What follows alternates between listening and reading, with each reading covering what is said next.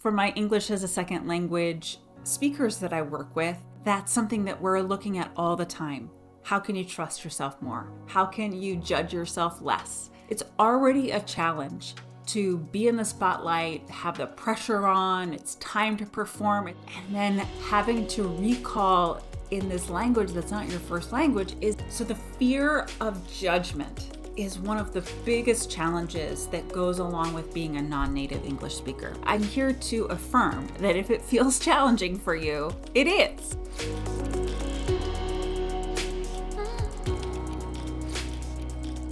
Is English your second language, or maybe your third or fourth or fifth language? It's not your first language, and it's an added challenge when it comes to important communication moments like speaking at a conference or doing a job interview or leading a meeting. Well, welcome back to the She Speaks to Inspire podcast. I'm your host, Julia Kraft, and today we're talking about how you can be effective as a public speaker, even if you're a non-native English speaker. Disclaimer right from the beginning. I'm not an English language teacher, right? And I'm also not an accent reduction coach. Those are things that I don't have any experience or training. What I specialize in is supporting professional women who have a fear of speaking, whether that's being in front of a large group or sometimes it's more social anxiety, whatever their fear, anxiety, nerves are. I support women like that to build their confidence, to feel more calm and comfortable in their skin. So if that fits what you need and you're a non-native English speaker, then this episode is going to be perfect for you. Like I said, having English as your second language or, not your first language is an added challenge on top of the challenge of speaking. It's already a challenge to be in the spotlight, have the pressure on, it's time to perform, and then having to recall in this language that's not your first language is an added challenge. So I'm here to affirm that if it feels challenging for you, it is. English is my first language, so I can't personally relate to it. However, my husband is from Slovenia. I don't know if you know Slovenia, a tiny little country next to Italy. So English isn't his first language. He's totally fluent now. When we go visit Slovenia, and we're going later this summer, for example, I know that I'm going to have to talk really slowly to his father because, of course, Slovene is not my first language and English is not his first language. So there's going to be some gaps in how we communicate. There's always an added challenge or added difficulty when it comes to word recall when English isn't your first language. It's going to take longer for you to find the word that you really mean and to get it out of your mouth. By the way, those are two different parts of this process of speaking. You might think that they're all connected, but they're actually two different parts. The moment when you decide what you want to say and find the word for it is more of an internal thing. And then the formation of that word out of your physical mouth with sound is a second part of the process. This will also give you more time to doubt or second guess what you wanted to say. And so for my English as a second language speakers that I work with, that's something that we're looking at all the time. How can you trust yourself more? How can you judge yourself less to help you reduce insecurity? Now, you might have insecurity around maybe it's sounding like a native English speaker. Perhaps you have an accent. Maybe you're self-conscious of your accent. If that isn't you, then send this episode to somebody that you know that has an accent and maybe you know that they're self-conscious about it. Make sure to send this to them. Or maybe you have insecurity about your grammar. And again, I'm not an English language coach, so I can't necessarily help you with your grammar or vocabulary.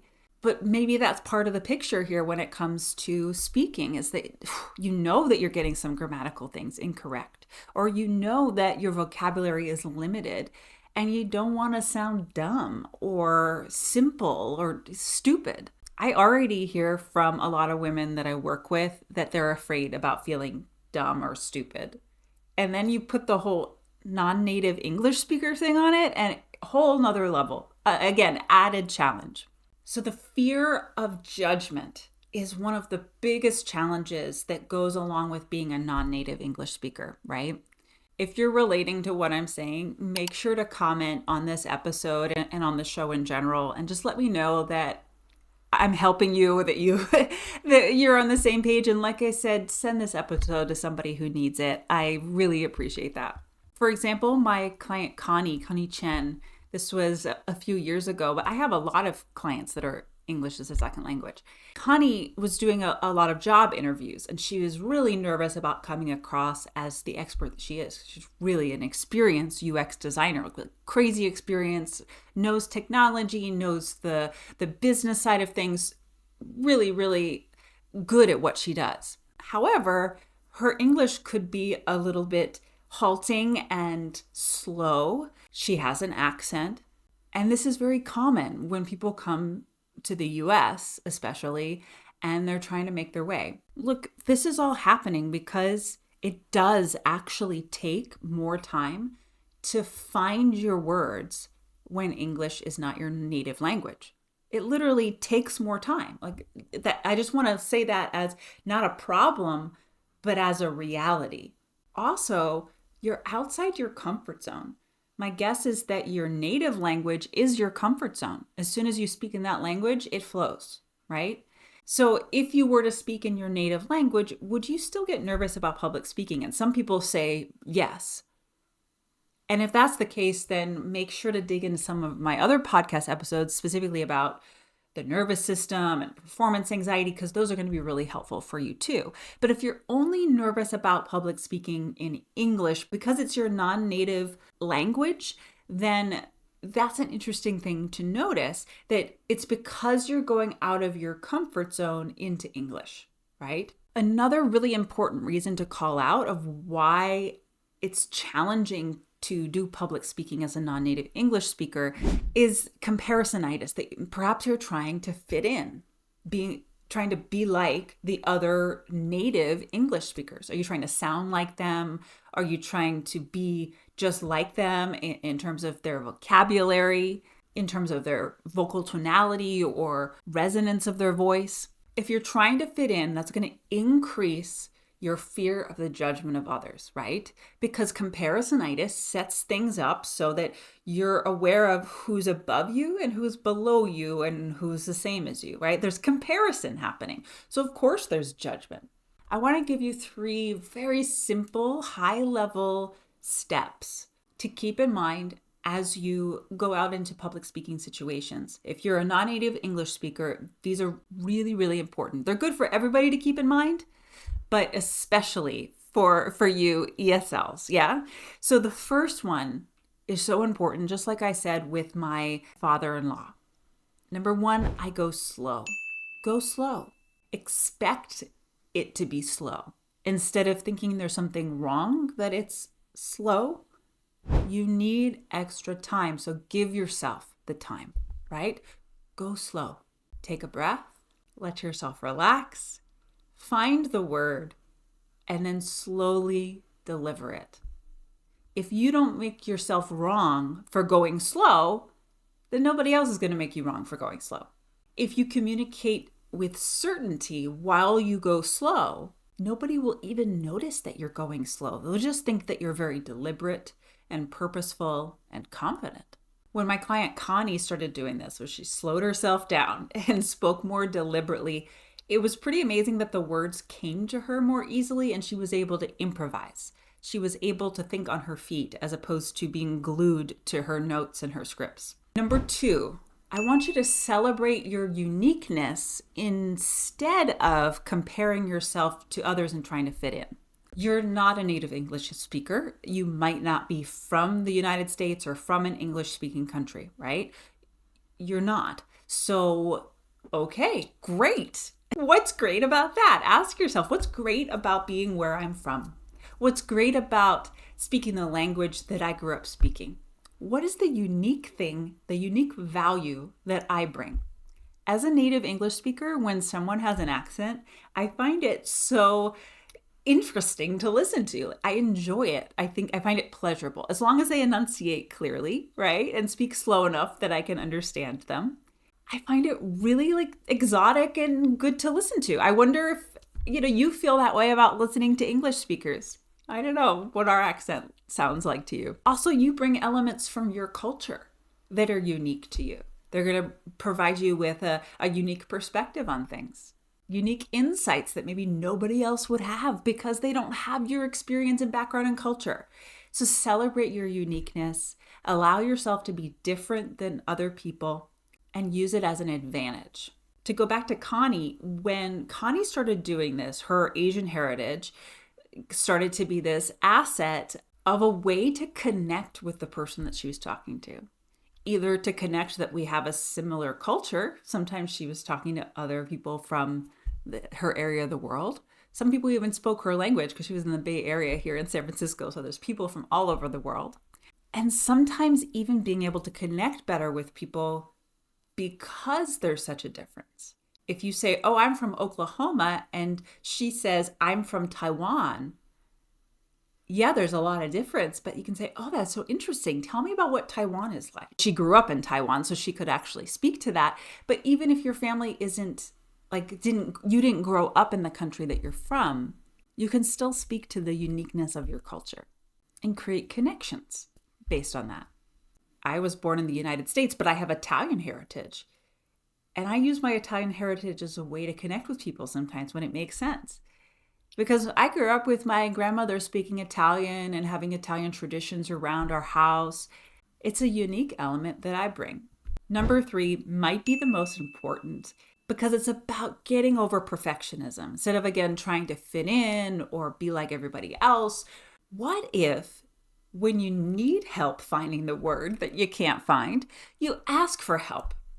What if you prioritized connection and engagement with the person that you're talking to or the audience instead of trying to come across perfectly polished? This could look like there I am on stage doing a presentation for my team, and I can't remember the word that's to describe what's that thing that we did last week that, right, and then someone contributes and says, oh, do you mean this? Yes. That's it. Thank you so much. If you can't find the word, maybe you just ask for help. Or it could mean that you go slow and make sure everything is clear through repetition. You say it a few times in slightly different ways. You add a question in to make sure that people understand you. Are you with me on that? Is this making sense to everybody? Does anybody have any clarifying questions about this? In this way, you're helping yourself to be calmer and more confident and trust that you're being understood. And you're also supporting the audience to receive your message, which is the whole point. It's not about you and your accent and your English. It's not about that at all. It's about the message and the impact the message can have on your audience. So be willing to ask for help. And actually with my client, Connie, that I've been talking about, she was doing a job interview and she asked for help about something that the interviewer asked. They asked a question. She didn't understand the word and she asked for clarity.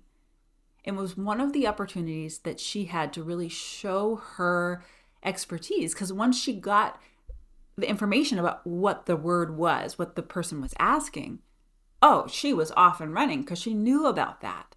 She knew a lot. But if she hadn't asked for help, if she hadn't been willing to engage and connect and not be worried about perfectionism, she probably would have missed that opportunity and she might well have come off as not so smart, right? Not understanding.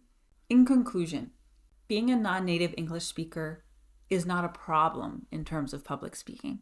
It can actually be an asset, a unique thing that you bring if you learn how to work with it, if you learn how to accept yourself as you are and bring all of you to your important speaking moments. I hope this episode helped you to gain some clarity about your non-native English speaking. And if you want more tips about how to be more confident and overcome anxiety in the spotlight, check out a lot of my other podcast episodes. And of course, go to the website, speaktoinspire.com.